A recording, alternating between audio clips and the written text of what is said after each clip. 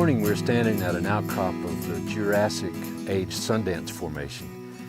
This formation is very interesting because it contains some sedimentary structures and some trace fossils that allow us to make some interpretations about what the conditions were like here when this rock was formed. As you look at the sedimentary structures in particular, we see ripple marks that are on the order of 2 to 4 centimeters from crest to crest, and perhaps a centimeter from crest to trough. And they're symmetrical in nature. That is, each side of the ripple is dips at the same angle as the other, and this indicates a bidirectional current movement. In other words, symmetrical ripple marks are formed when water or wind is flowing from one direction to the other, as opposed in a single direction, like you might find in a stream.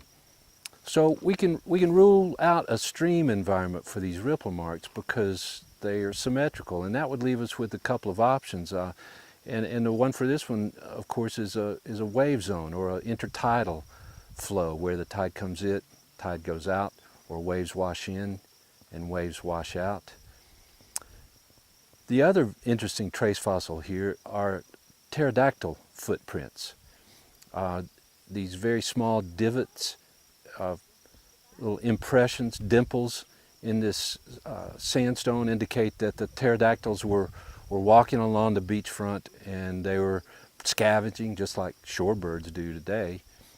Squid, jellyfish, whatever washes up along that wave zone that you see at the beach was food for these animals. So the particular animal that they were probably eating the most were squids, and the fossil that they leave behind is called a belemnite. Now this belemnite is often called a cigar fossil for short. Here at this location they look more like little 22 bullets or slightly larger, pointed on one end and oftentimes cut off at the other end. And this was the hard structure inside the squid-like animal that muscle attachment points were fastened to and gave the critter some structure. So this Jurassic Sea that occupied this area was full of these animals, and they were food source for both swimming marine reptiles such as the mosasaurs, and also when they died, their washed up bodies on the shoreline were food source for the flying reptiles like the pterosaurs.